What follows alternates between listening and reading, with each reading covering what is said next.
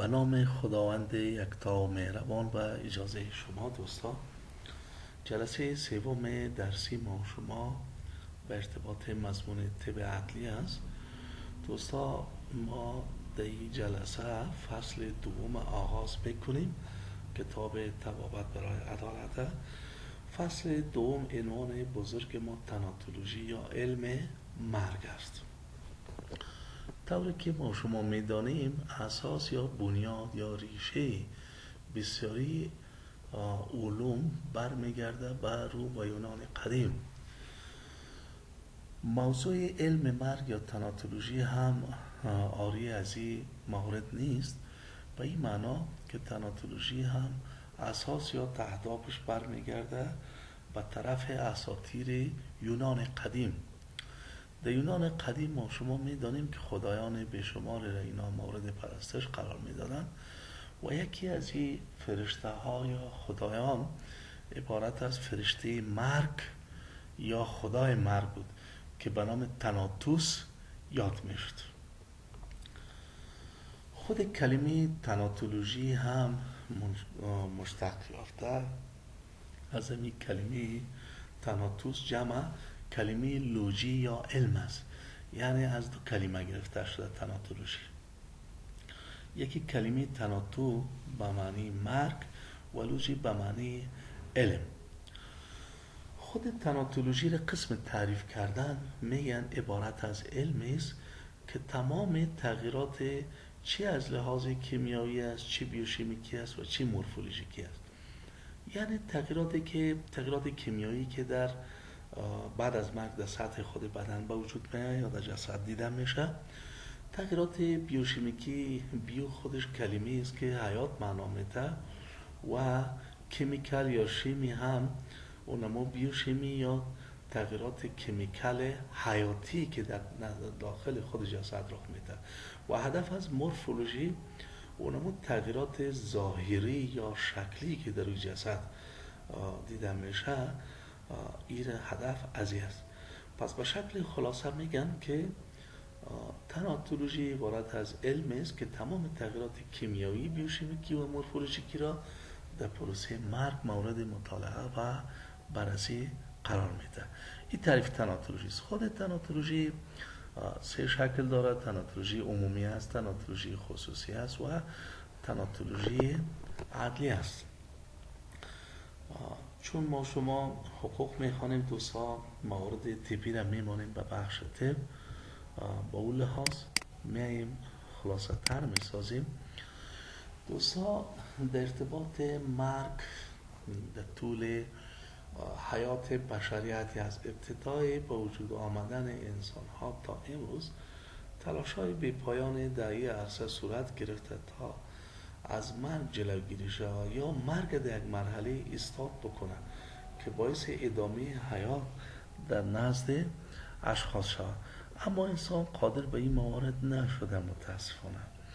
بسیاری وقایع نظر به تحقیقات علما که صورت گرفته، در هر 100 واقعه ما یک واقعه افراد زنده را به گور میکنیم، یعنی زنده و گور داریم. در سابقا زمانی که یک شخص داخل مرحله کومای عمیق میشد یا دیپ کوماتوز می بود، در این حالت ها هم دوستا تشخیص تفریقی یا فرق بین مرده و زنده کار دشواری بود. یک سلسله تست‌های را در زمانه‌های قدیم استفاده می‌کردن که تست‌ها را ما شما به شکل خلاصه یاد می‌کنیم. مثلا این سه تست در اینجا ما ذکر کردیم در درس شما. یکی تست آینه است. زمانی که بالای یک کسی مشکوک می‌شدن که فوت شده یا زنده است، یک آینه صیقلی شده را در پیش روی دهن و بینی شخصی که ما اشتباه مرگ بالایش داشتیم قرار میدادن. به این ترتیب دوستا هرگاه روی از این آینه را غبار میگرفت، دلالت به این میکرد که شخص نمرده زنده است، و در صورتی که غبار نمیگرفت آینه، دلالت به این میکرد که دیگر تنفس از این به شکل کامل قطع است، شخص زنده نیست. تست دومی تست پرنده بود. در این شکل دوستا پرهای بسیار نازک پرنده را می گرفتن و جسد در یک محیطی که در وجود جریان شمال یا باد نمی بود قرار میدادن، این پرنده را پیش روی مناخر انفی یا سوراخ‌های بینی، فقاعات انفی یا سوراخ‌های بینی قرار میدادن. بعد از اون میدیدن دوستا که آیا خود پر شور میخوره یا نمیخوره. در صورتی که شور میخورد در حالت به این میکرد که شخص هنوز حیات دارد. و یا ایست که در اتاق تاریک شخص را که گمان میرفت که باید مرده باشه قرار میدادن، بعدن در روی سینه از اینا یک تشت پر از آب میماندن، از یک منفذ از یک سوراخ بر روی تشت آب یا به خود آب نور میتاباندن. بعد از او حرکات اونمو امواج نوری را که بر ارتباط آب انتقال میکرد به قسمت های سقف اتاق، این را میدیدن دوستا. چون مایعات یک خاصیت داره، اندکترین حرکت هم نشان میده و نور هم شما میدانید دوستا که 300,000 کیلومتر فی ثانیه سرعت هزی است. به بسیار سرعت حرکات تنفسی را یا حرکاتی را که در داخل صدر و بطن یک شخص دیده میشه یا اجرا میشه و بسیار وضاحت انعکاس میده با واسطه امواج نوری به این قسم نشان میداد که شخص زنده است یا مرده. این سه تست بسیار قوی است که در زمانهای قدیم با منظور تثبیت مرگ یک شخص از این تست ها استفاده میشد. اما امروز تست هایی که اجرا میشه، چون ما شما میدانیم در تمام عرصه ها دوستا ما دستاوردهای بزرگ علمی را داشتیم، با او اساس در این عرصه هم حتی با استاتوسکوپ تست، یعنی امو گوشکی دکتر هم زمانی که آوازهای تنفسی و قلبی را نشنون نمیگن که شخص مرده است. به خاطر از اینکه سند تاییدیه مرگ بدن، در کشورهای پیشرفته دوستا زمانی که یک شخص میموره باید تاییدیه مرگ از این شخص و یا به اصطلاح عوام ما شما جواز دفن شخص از طرف دکتر صادر میشه بر شاملیت به این ترتیب بعدا اجازه دفن میت می داشته باشد. اما در کشور عزیز ما افغانستان هنوز هم این موارد متاسفانه مراعات نمیشه. زمانی که یک شخص شک میکنن که مرده، به خاطر دقت به پایان باید چند کار بالای ارزی اجرا شود. اول گرفتن گراف برقی قلب یا الکتروکاردیوگرافی یا ECG. زمانی که موجه ترسیم نشد در حالت به مرگ قطعی شخص میکنه، یعنی یکی از علائم معسق مرگ به شمار میره. دوم الکتروانسفالوگرافی یا گرفتن گراف دماغی و سوم هم رسپایرومتری یا گرفتن گراف سیستم تنفسی است. در صورتی که در این سه گراف موجه ترسیم نشد، خط مستقیم در روی صفحه مانیتور آمد و یا با سامانالات پیشرفته ما در روی کاغذ ایره گرفتن نتانستیم امواج از ایره خط مستقیم داد، پس دلالت به این میکنه که تمام فعالیت های بدن شخص ایستاد است به شکل کلی. این میشه از مرگ از این تایید میشه و سند مرگ داده میتونیم. این تست های جدید یا عصر جدید بود. موضوع دیگه دوستا تصنیف مرگ از نظر طب عدلی است. مرگ اگرچه از دیدگاه های مختلف صنف بندی شده، اما دوستا در اینجا ما یکی از نقطه نظر زمان ریزی بحث میکنیم، یکی هم از منظر طب عدلی. از نظر طب عدلی، از نظر طب عدلی ما دو قسم مرگ داریم.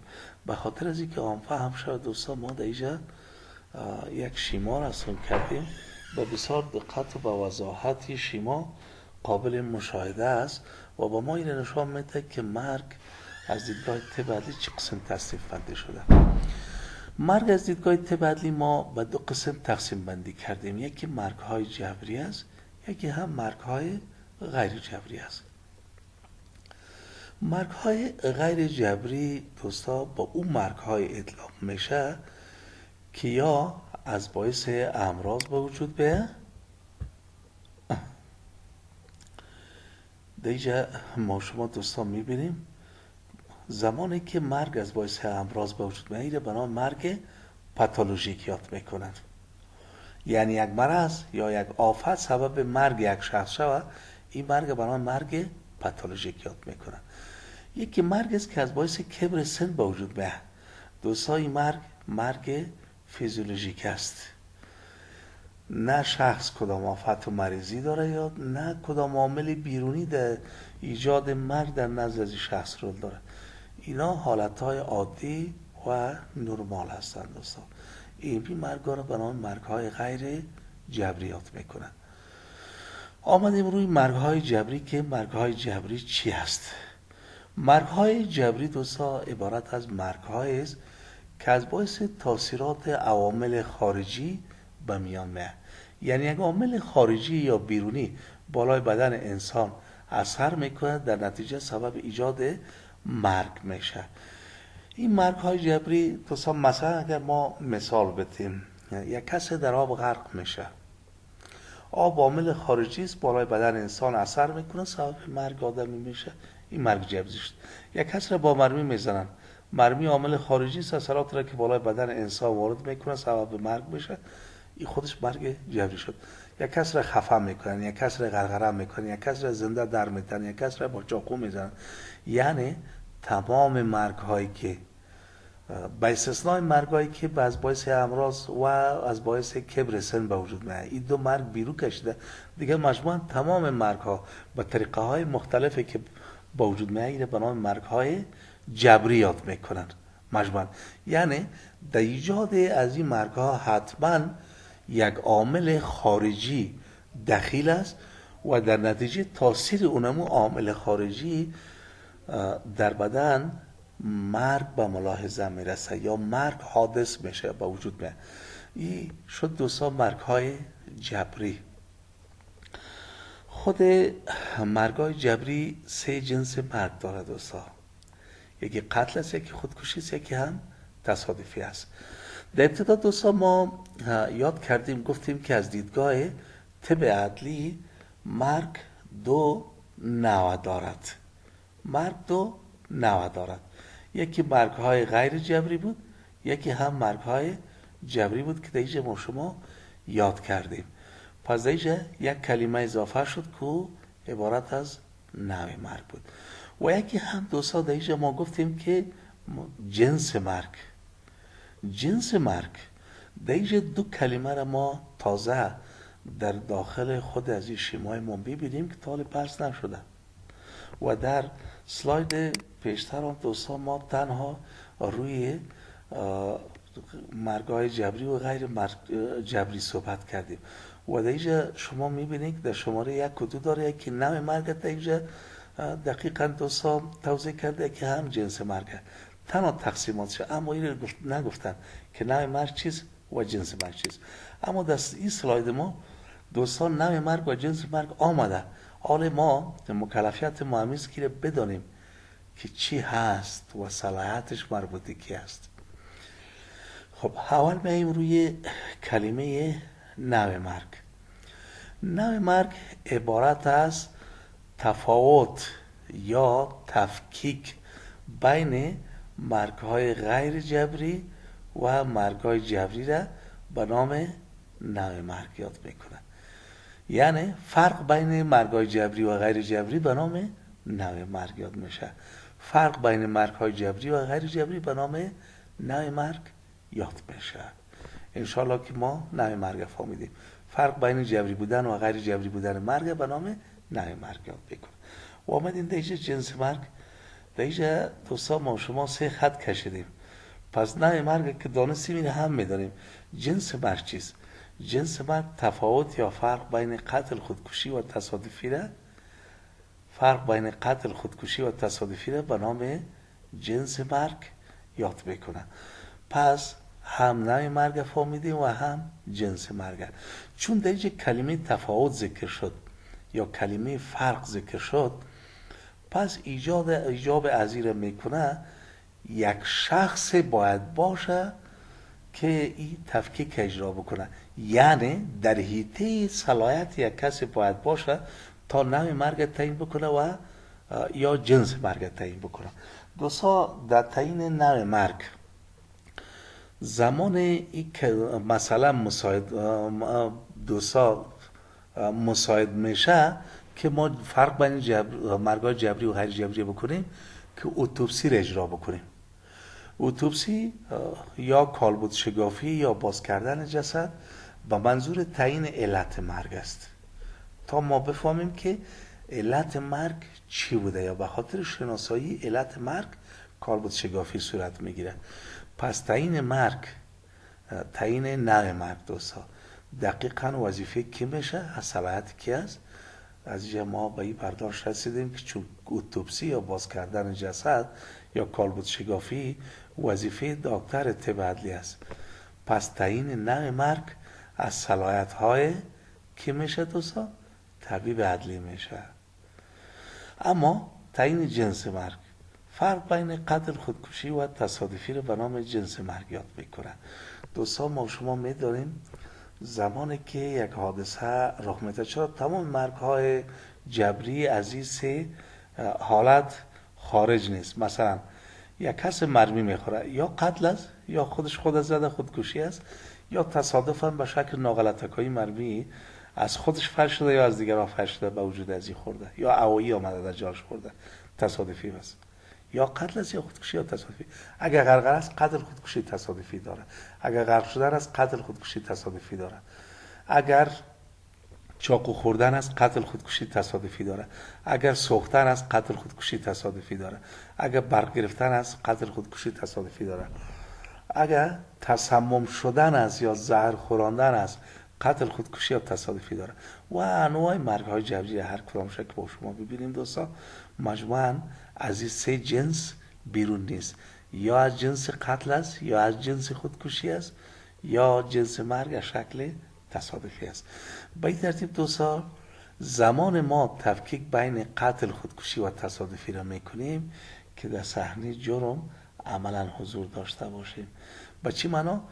به این معنا دوستا که زمان یک حادثه اتفاق میفته، مثلا یک کس غرغره میشه، در اینجا هم سه گمان میره. اولین سوالی که مطرح میشه و بررسی کننده صحنه جرم زمانی که به اینجا آمد اینمی است که آیا این شخص قصداً غرغره شده، کسی دیگری غرغره کرده، خود غرغره کرده، و یا به شکل تصادفی غرغره شده. پس همیشه از دوستها که ایجاب معاینات بسیار دقیقی را میکنه یا ایجاب یک بررسی و ارزیابی بسیار قوی از صحنه جرم میکنه تا ای که نظر به مو شواهد و مدارک اثباتی که در صحنه جرم به دسترس بررسی کننده میرسه، بعد معلوم میشه که قتل است، خودکشی است یا تصادفی است. دوستا با منظور از این که چند لحظه ما شما هم یک کم بخندیم، یک و همچنان موضوع جنس مرگ هم به شکل دقیقش بدانیم، یکی از قصه های عجیب و غریب یک قضیه را ما در اینجا به طور نمونه، البته با معذرت چون ما عادت شوخی را دکترای طب عدلی خصوصا اساتیدش داره، با بزرگواری تا ببخشید ما هم در اینجا یک مذاق را اجرا میکنیم. یک کس در یکی از خانه های قدیمی زندگی داشت. فصل خزان بود، زمستان پیش روی بود. پس ناگزیر بود که این شخص چون سال قبل یک تجربه از چکک البته سقف یا بام داشت و تکلیف بودن اعضای خانواده، تصمیم به این گرفت که دوستا اینا کاغلکاری میکنن قبل از شروع زمستان. به این اساسی شخص یک روز قبل از اینکه کاغل بکنه میره، هم کا میره و هم خاک میره در داخل حولی را گد میکنه، کاسه میکنه، آب رها میکنه در بینش. فردا صبح وقت میره دوستا 2 نفر مزدورکار و یک گلکار میارن و خانه و اینا مصروف میشن که گلکاری را آغاز بکنن یا کاغل آغاز بکنن. قبل از چای صبح خب یک مزدورکار در دو مزدورکار گلگرد میکنه، بعد یکی پایین و یکی سر بام همراه گلکار، یکی دلار پر بکنه میاره، دیگهش کش میکنه پیشوی گلکار مندازه و گلکار هم پلاستیک در سر بام آوار کرده و بعد از او مصروف کاغلکاری است. دینمی جریان دو ساعت تایی که گل خلاص میشه، بعد از او مزدورکار پایین صدا میکنه که خلیفه گلکار ما کاغل خلاص کردیم یا گل خلاص کردیم. این رفیق قضی پایین میشه. بعد دوستا گلکار اموجه استاپ میشه، اینا را میگه که شما گل متباقی را هم قطع کنی، بعد برای صدا کنید تا وقت ما یک سیگرت بزنم یا دمراستی بکنم. به این ترتیب زمانی که دو نفر مزدورکار گل خلاص بکنه، هر قدر که صدا میکنن که خلیفه خلیفه، خلیفه تشریف نداره. بعد از دوستا اینا به سر بام یک نفر شاپالا میشه که خلیفه موجود نیست متاسفانه. چاپای پای از اینا را میبینه که طرف خانه همسایه رفته و این حولی قسم است که خانه های زیاده داره، پیش روی حولی کلان است، اما در عقب خانه ها هم یک کوچه حدود 1.5 تا 2 متر است که در اوج درخت های کلانه که عمر بیشتر از 15 سال یا 10 سال داره. اینا سر به فلک کشیده هستن. به این ترتیب فاصله بین خانه همسایه و بام اینمی حولیگه که کوچک تشکیل میده، اما در اینجا هم خلیفه از وجود نداره در سر بام. با مجرد که پیش میرن میبینن که خلیفه از بالا پایاش لغزیده، آثار لغزیدگی روی پلاستیک و کاغل دیده میشه و بعد یفتیده متاسفانه به درخت تصادف کرده. بعد یکی از شاخه‌های درخت به دور گردن از این شخص دور خورده و سبب مرگ شده. به عجله تام میشن میان خلیفه را میبینن، خلیفه گلکار دیگه حیات نداره. صاحب از این خانه نمیمونه کسی ایره شوربته، چون یقین حاصل میکنن که شخص دیگه زنده نیست. بعد به تیم بررسی یا به حوزه زنگ میزن، از حوزه امنیتی تیم بررسی صحنه جرم از مدیریت جنایی به محل حادثه تشریف فرما میشه. بعد از بررسی دوستا در ترکیب از یکی از دکترهای طب عدلی ما هم است.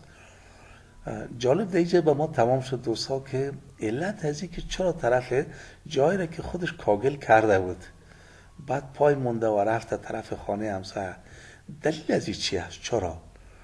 و جالب دیگه است که دست جای بامی که کاغل نشده بود هر دو بوت خود کشیده بود، پایلوش تا اوجه با هر دو پای رفته بود. بعد از او یفتیده بود پایین، جای آثار لغزیدگی ده، اما انگیزه از این که چرا اوسو رفته بود معلوم نبود.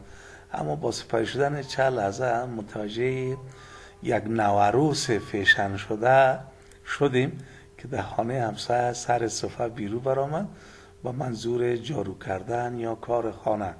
با مو اساس انگیزه از این مرگ از این آدم دانستیم به خاطر کار بسیار ناخلف غیر شرعی شمچرانی به طرف خانه همسایه کشانده شده بود. بعد از او افتیده بود، لغز شده بود. به این ترتیب نمیدانم که به این آدم چی نام پاند، شهید رای شمچرانی و یا چیز دیگه که شما لازم میدانید. دوستا با معذرت من عادت شوخی را دارم همیشه، خدا کنه که شما آزرده نشین.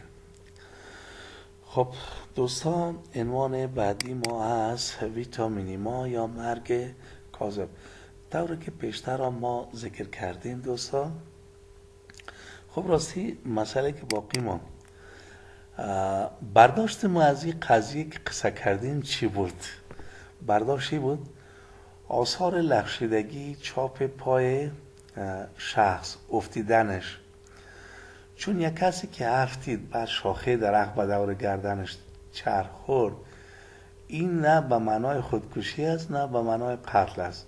دیدن شاخه درخت و آثار و علائم لغزیدگی در سر بام صراحتا نشان دهنده از این است که جنس مرگ است جنس تصادفی است. با او اساس دوستا با اندکترین شواهد و مدارک اثباتی که در صحنه جرم به دسترس ما قرار میگیره ما میتونیم جنس مرگ مشخص بکنیم. پس از اینجا به این نتیجه رسیدیم که جنس مرگ یا تعیین جنس مرگ از صلاحیت‌های بررسی کننده صحنه جرم است. سوالی که دیگه خلق میشه این است که بررسی کننده صحنه جرم پس کی است؟ دوستا به استثناء قاضی، یکی سارنوال میتونه بررسی کننده جرم باشه، پلیس است و همچنان طبیب عدلی هم، خصوصا در وقایع قتل یا در وقایع فوتی. در این حالت ها حتمی و ضروری است تا از اینا هم دعوت به عمل به که در بررسی صحنه جرم خصوصا در تعیین جنس مرگ از ما کمک بیاید. این تو نمیشه که بسیاری اوقات دوستای ما متوجه میشیم دینم توقعی خصوصا غرغره هست، غرغره جسد را تام میکنن، ذریع اگه سلام به طب عدلی میفرستن، بعد از اونا خواستار از این هستن که شما جنس مرگ تعیین بکنه. آجان بدر این جنس مرگ زمان تعیین شده میتونه که طبیب عدلی به صحنه جرم دعوت شود. در غیاب مشکل است. چرا؟ اساس یا بنیاد تعیین جنس مرگ تعلق میگیره به اونموی یافته ها یا شواهد و مدارک اثباتی که در صحنه جرم به دسترس ما قرار میگیره و از این طریق ما میتونیم جنس مرگ تعیین بکنیم. خب حالا میایم روی عنوان مرگ کاذب یا ویتامینیما. دوستا پیشتر هم یاد کردیم علمایی که در عرصه مرگ تحقیق کردن متوجه از این نقطه شدن که در هر 100 میت یک نفر ما زنده و گور میکنیم. یعنی شخص زنده است اما رول مرده را بازی میکنه. به چی معنا؟ به این معنا دوستا که اعضای حیاتی انسان، ما شما در جلسه اول آشنایی پیدا کردیم، اعضای حیاتی 5 عضو حیاتی یا اساسی که در عدم موجودیتش انسان زنده بوده نمیتونه، 3 تاق و 2 جفت بود. 3 تاق، یکی دماغ بود، یکی قلب بود و یکی هم جگر بود و 2 جفتش 2 دانه شش بود و 2 دانه گرده بود که در عدم موجودیت یکی از این 2 جفت تاق میشه که آدم ادامه حیات بده، اما در موجودیت هر دوش دیگه امکان پذیر نیست که یک شخص به زندگی خود ادامه بده. در بعضی حالت ها اینمی اعضای حیاتی به حد فعالیتشان در سطح لو یا پایین قرار میگیره که حتی با وسایل ابتدایی مثل استاتوسکوپ یا گوشکی دکترها ما نمیتونیم آوازهای قلبی و تنفسی را بشنویم. این همیشه از دوستا که حتی اشتباه هم بعضی اوقات که در صورتی که ما از اون دستگاه هایی که در گراف برقی قلب و گراف دماغ و گراف برقی تنفس استفاده نشه، این همیشه است که شاید اشتباها حتی سند تاییدی مرگ هم امضا بکنن. به این خاطر دوستا شخص منظره میت بازی میکنه یا رول میت بازی میکنه اما در اصل حیات دارد تا هنوز زنده است، نمرده. شرط الزامی همی است که تا زمانی که علائم معشق مرگ در نزد شخص ظاهر نشده به هیچ وجه نباید میت ما دفن بکنیم. به این معنا که حداقل بین 2 تا 4 ساعت تا ای که شخی میتی، سرد شدن میت، کبودی میتی و بعض این چون اینا علائم معشق مرگ هستن، این علائم معشق مرگ در نزد شخص ظاهر شد دلالت به مرگ شخص میکنه.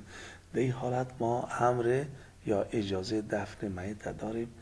در غیر از او دوستا کفر مطلق است، چرا امکان داره که شخص زنده باشه و ما ایره زنده دفن بکنیم. متاسفانه تو قضایا زیاد رخ داده که حالا پسان بسیاری ها میگه که مرده زنده شده. نه برادر، زمانی که یک کس فوت شد به هیچ وجه دوباره پس برگشت نمیکنه به استثنای کارهای خداوند متعال، چون او قادر مطلق است.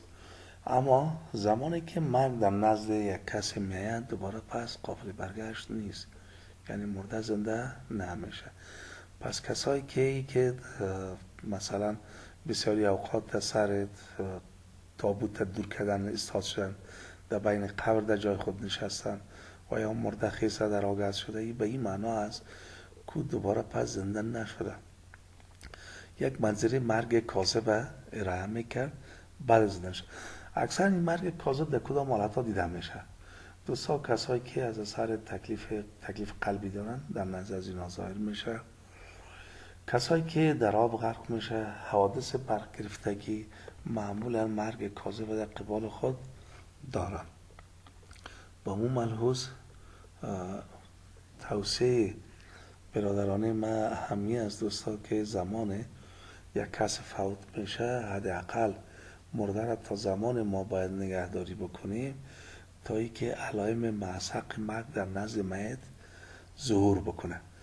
بعد از اینکه یعنی جسد سرد شوه، شخی میتی پیدا کنه و کبودی میتی در نزدش دیده شوه، بعد از اون ما اجازه دفن به شخص میتیم، یعنی جواز داره که باید دفن شوه. عنوان بعدی ما از دوستا علائم مرگ. ما علما دوستا علائم مرگ به دو کاتگوری تقسیم کردن. یکی علائم معسق مرگ است، یکی هم علائم غیر معسق مرگ است. علائم معسق مرگ چی را میگن؟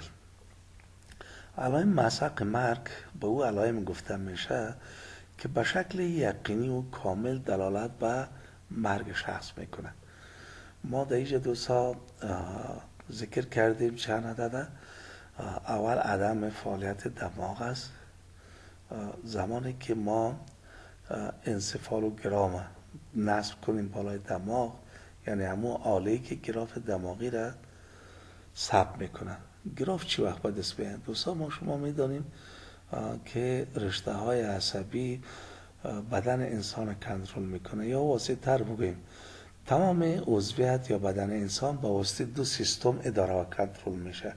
یکی سیستم اندوکراین یا سیستم غدوات افراز داخلی است که در داخل قبل چشم ها، در داخل قاعده قف یا واضح‌تر در بین جمجمه یک ساختمان زین ترکی مانند است، زین اسب ترکی که به نام سلت توراسیکا نامیده میشه. بالای از این سلطان غده ها یعنی غده نخامیه یا هایپوفیز در اینجا نشسته.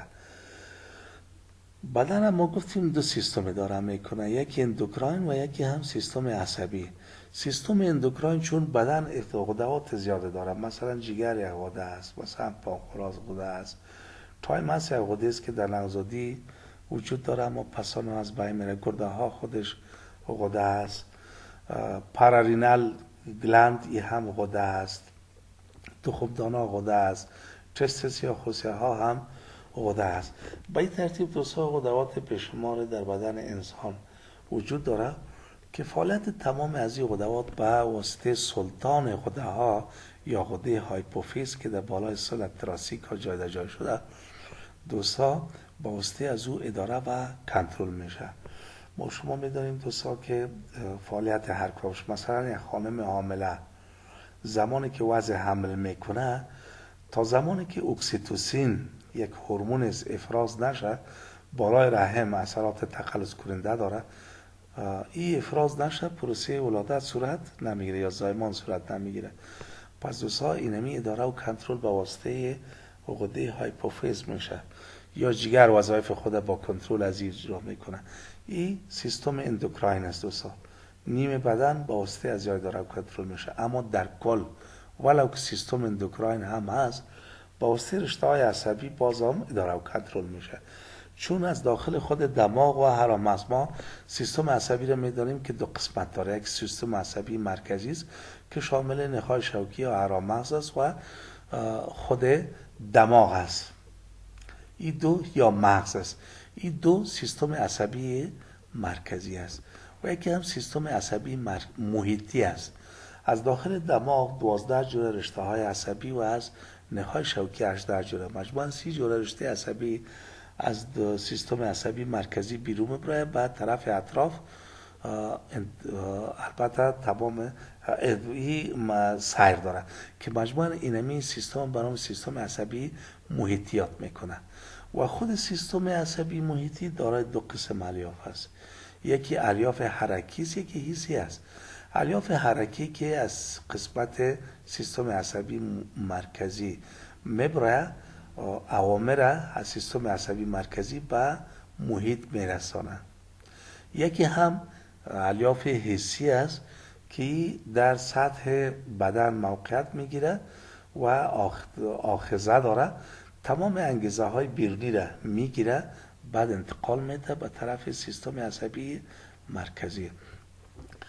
اینمی انتقال سیاله ها یا انگیزه ها یا اوامر دوستا کلش در سطح با تغییر چارج ها در سطح غشای حجروی خود حجرات عصبی صورت بگیره.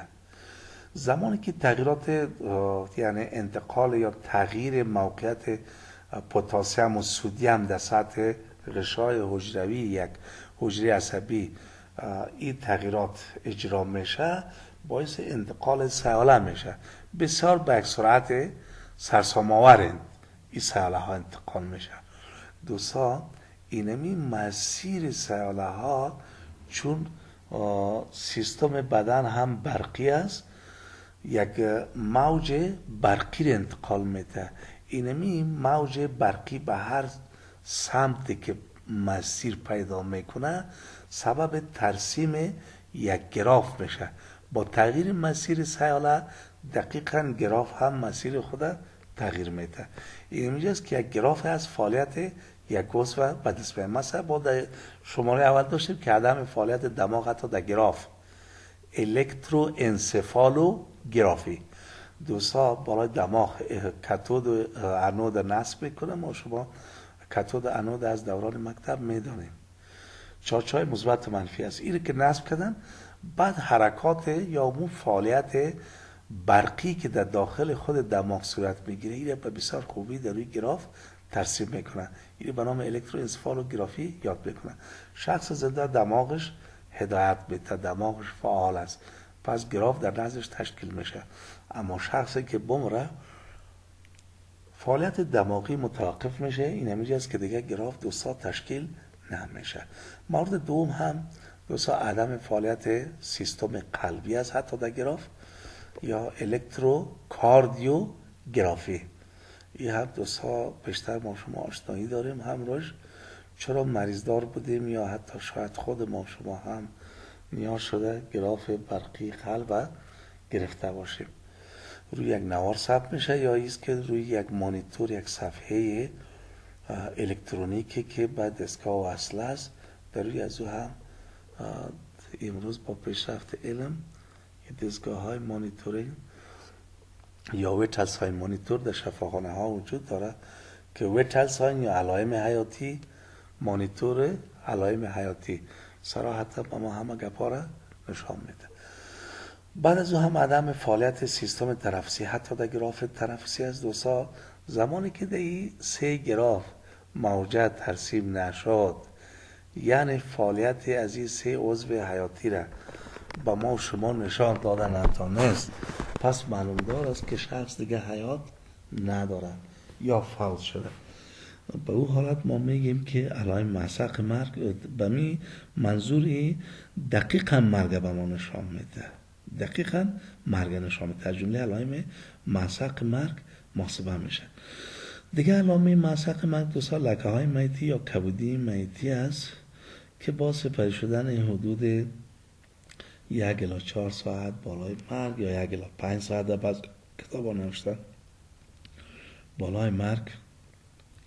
یک تعداد لکه های کبود سبز تاریک دو قسمت های از بدن که بدن میت که به طرف زمین قرار داره به وجود میاد.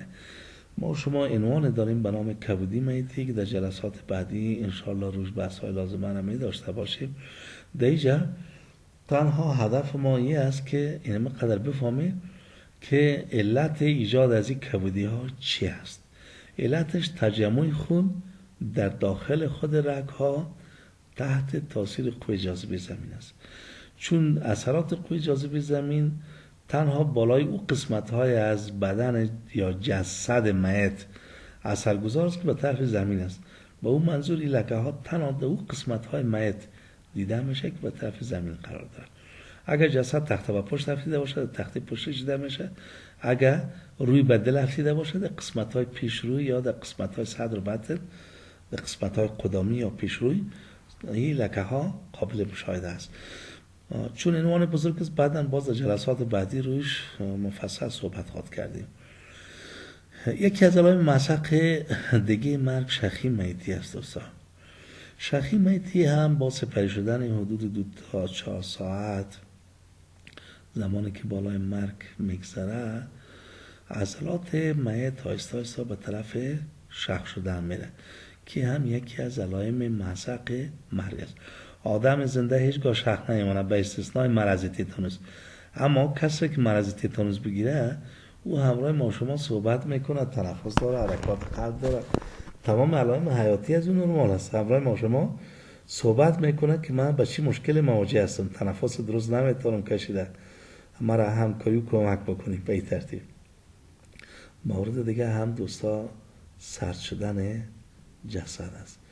یعنی زمانی که مرگ فرا میرسه، ابتدا دوستا نهایت از کلمه تیپی نهایت دستا و پاها را میگه دوستا، نهایت که بگیم یا اطراف علوی و سفلی بگیم دستها و پاها میشه. سرد شدن جسد از این نواحی و قسمت های بیرونی شروع میشه. ابتدا جسد حرارت خارجی خود آهسته آهسته از دست میده، بعد از او حرارت داخلی خود آهسته آهسته از دست میده. خود کبودی میتی، شخی میتی، سرد شدن جسد و خشک شدن جسد، هر کدام از این یک عنوان بزرگ است. ما شما در درس‌های بعدی انشاءالله روش بحث‌های لازمه را می داشته باشیم. بعد علامه خشک شدن جسد دوستا در اینجاست که هم چشما به طرف خشکی میره و هم جلد به طرف خشکی میره. جلد البته نواحی مختلف بدن انسان دارای رطوبت متفاوت است. در اینجا هم زمانی که مرگ فرا میرسه، شخص میمیره دوستا، جسد رطوبت خود از دست میده، آهسته آهسته به طرف خشکی میره و این آغاز از این خشک شدن جسد از مرطوب ترین نواحی بدن انسان است. مثل دوستا زبان است، خود لبها است و به این قسمت های در مردها ناحیه تناسلی و در زنها هم ناحیه تناسلیشون مرطوب ترین نواحی بدن انسان است. خشکی ها از اینجا شروع شده و با آهسته تمام قسمت های بدن در بر میگیره. مجموع اینا علائم مسق مرگ بود دوستا. به شکل خلاصه ما اگر نظر اندازی کردیم که هر کدامش یک عنوان بزرگ است، در روزهای آینده انشاءالله روش بحث ها می داشته باشیم. مورد بعدی علائم غیر مسق مرگ است. علائم غیر مسق خودش چیست؟ دوستا این علائم هست اما به شکل دقیق مرگ نشان داده نمیتونه. از جمله علائم مرگ است اما دقیق مرگ نشان داده نمیتونه. به این معنا دوستا که شاید شخص زنده باشه، یعنی به گمان اغلب شاید مرده باشه، شاید زنده باشه، دقیق به ما مرگ نشان داده نمیتونه. با ما اساس دوستا این علائم هم مثل که پیشتر ما شما دوستا در ارتباط علائم مسق صحبت کردیم، در اینجا هم علائم را ذکر میکنیم که مثلا عدم احساس فعالیت قلب حتی با استاتوسکوپ. استاتوسکوپ ما شما گفتیم گوشکی دکتر است دوستا، بالای نای قلب میمانن و آواز قلبی شنیده نمیشه. یک کسی که در کمای بسیار عمیقا میره آواز قلبی شنیده نمیشه. یک کسی که میمیره هم با استاتوسکوپ ما نمیتونیم که آوازهای قلبی شد بشنویم. با مون لحاظ نمیتونیم گفته که شخص مرده. مورد دوم دوستا یا نشانه و علامه دوم عدم احساس فعالیت سیستم تنفسی است یا آوازهای تنفسی با استاتوسکوپ است. بیشتر در ارتباط قلب دوستا که ذکر کردیم عین مورد ارتباط سیستم تنفسی هم صدق میکنه. زمانی که ما با استاتوسکوپ نتونیم آوازهای تنفسی رو بشنویم، این حالت نمیتونیم مرگ به شکل قطعیش ما صحه بگذاریم. با می اساسی هم از جمله علائم غیر مسق مرگ محاسبه میشه. مورد بعدی عدم احساس نبض است. یک کسی که ضعف هم بکنه دوستان نبضش از بین میره، یک کسی که بمیره هم نبض نداره، پس این هم از جمله علائم مسق شمرده نمیشه. در جمع علائم غیر مسق مرگ ما ایره محاسبه میکنیم. مورد بعدی عدم موجودیت حسیت و تحرکیت است. یک کسی که احساس نداشته باشه و یکی هم حرکت نداشته باشه. یک آدمی که ضعف هم بکنه این علائم داره، یک آدمی که بمیره هم نه حس داره و نه هم حرکت. موضوع بعدی ثابت باقی ماندن چشم ها و توسع حدقه است. مثلا تغییراتی که در سطح چشم ها ایجاد میشه این را در دو کاتگوری تقسیم بندی میکنه. یکی که چشم ها به حرکت میمونه و مردمک چشم یا حدقه چشم دوستان متوسع میشه.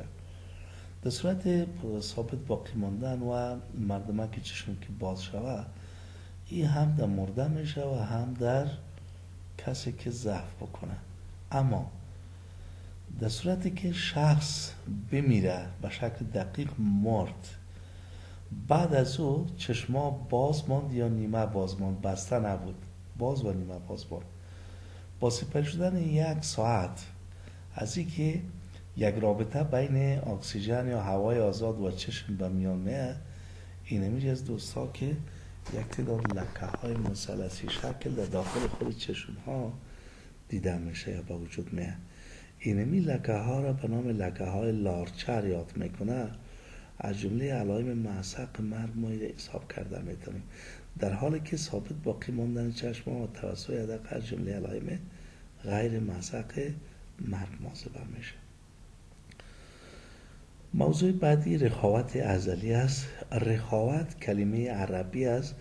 سست شدن، شل شدن عضله را میگن.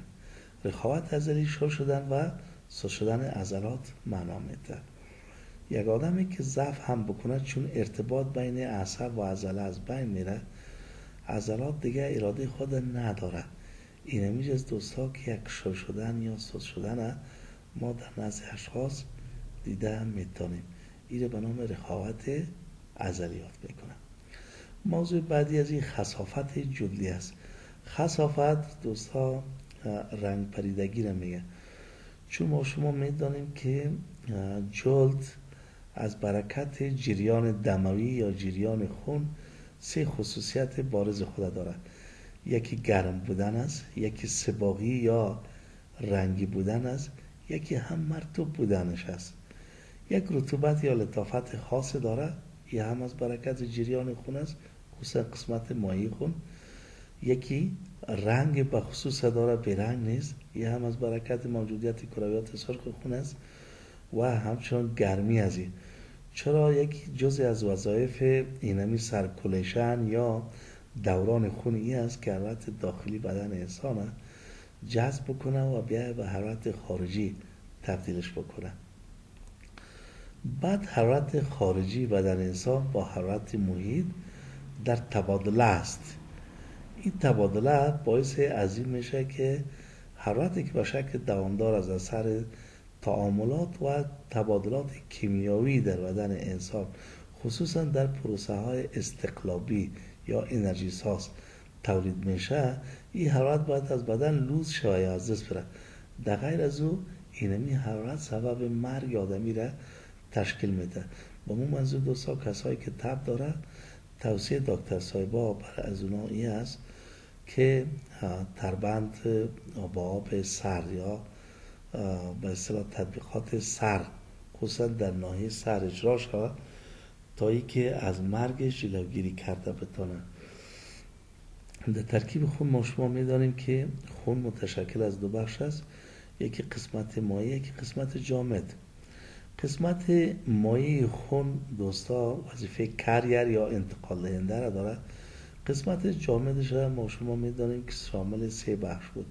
کرویات سفید خون که وظیفه دفاع از بدن داره، کرویات سرخ خون که وظیفه اجرای تنفس داخلی بدن انسان به عهده از این است و صفحیات دمویه یا پلیتلت که اینا هم وظیفه ترمیم قسمت‌های تخریب شده بدن انسان با عهده از اینا هست.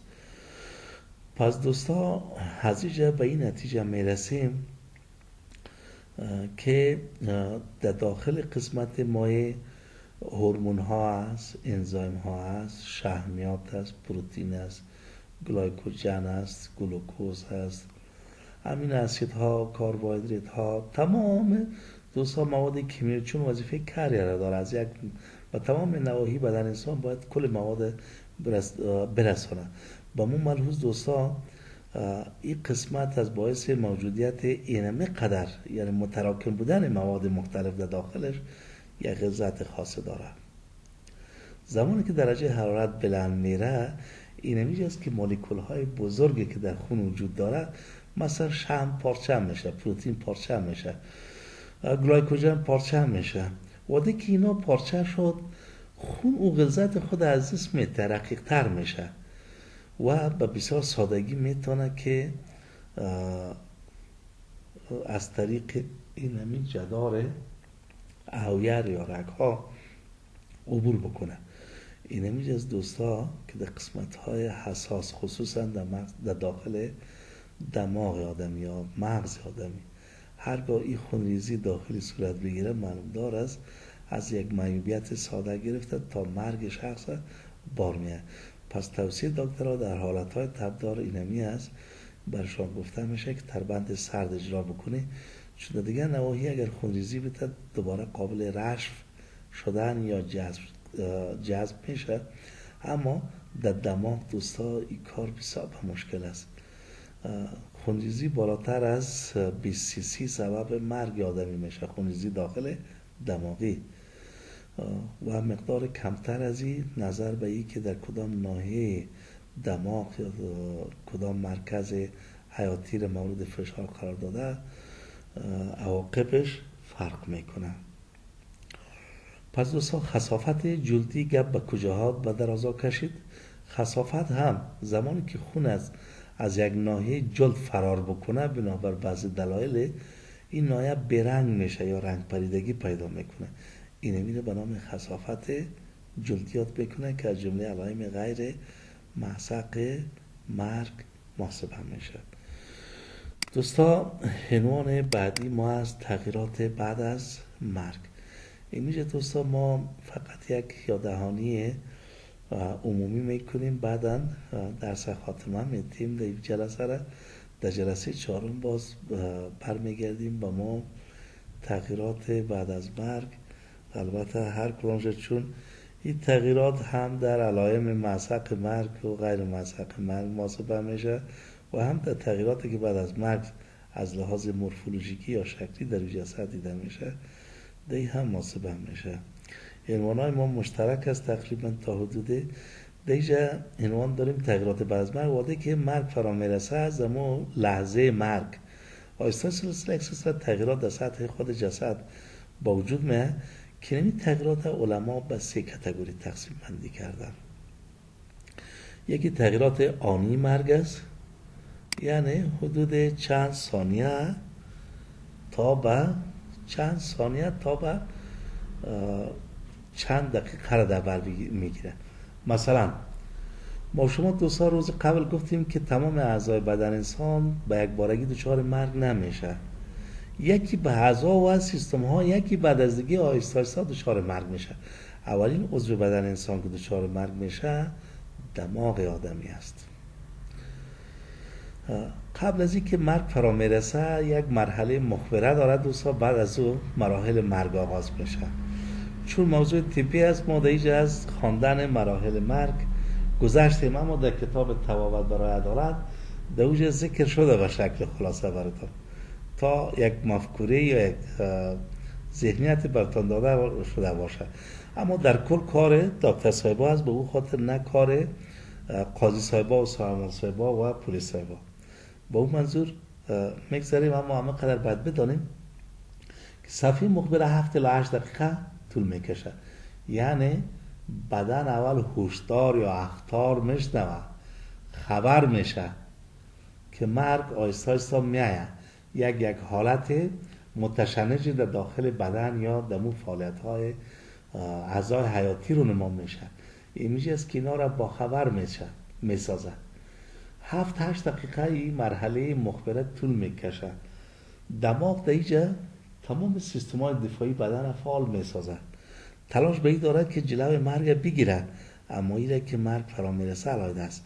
بعد از اینکه صفحه مخبرت تیر میشه، اولین عضوی که دچار مرگ میشه دوستان سیستم دماغی دماغ است. وقتی که مرگ مغزی یا برایندد اتفاق افتید، هنوز قلب و سیستم تنفسی به فعالیت خود ادامه میده. یعنی به این معنا بعد از مرگ دماغی قلب حدود 10 تا 15 دقیقه هنوز هم ضربان داره، فعالیت داره، کار میکنه، عملکرد نرمال داره. اما بالای مرگ دماغی که 10 الی 15 دقیقه گذشت، این میشه است که دومین عضو قلب است که دچار مرگ میشه. بعد از سپری شدن حدود 18 الی 20 دقیقه بالای مرگ دماغی، سیومین عضو بدن انسان که سیستم تنفسی دچار مرگ میشه.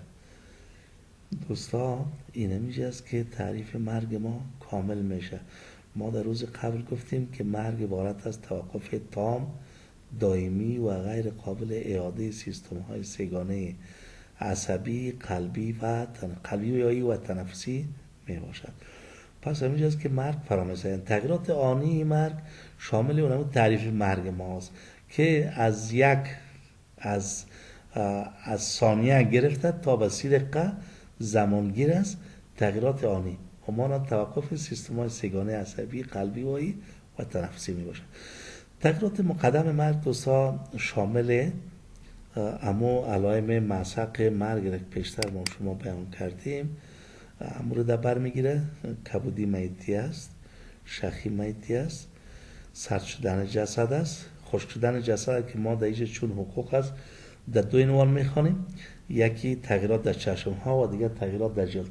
مجموعاً اینی موارد تغییرات مقدم مرگ است. هر کدامش یک عنوان بزرگ است که روزهای بعد میخوانیمش. آغاز از این تغییرات 1 الی 3 ساعت در بر میگیره یا 1 الی 4 ساعت بعد از مرگ در صحنه حاکم میشه. دوام از 24 تا 72 ساعت در بر میگیره. بعد از این به ادامه از این تغییرات مؤخر مرگ در صحنه حاکم میشه. دوستا نظر به علت مرگ، نظر به شرایط آب و هوا، نظر به محیطی که جسد در او قرار گرفته، نظر به علت خود مرگ.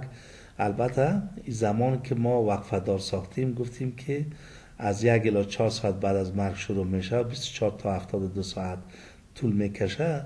سوال برانگیز نشه. این وقفه زمانی گفتم نظر به بعضی فاکتورها فرق میکنه. آمدیم روی موضوع سوم، تغییرات مؤخر مرگ.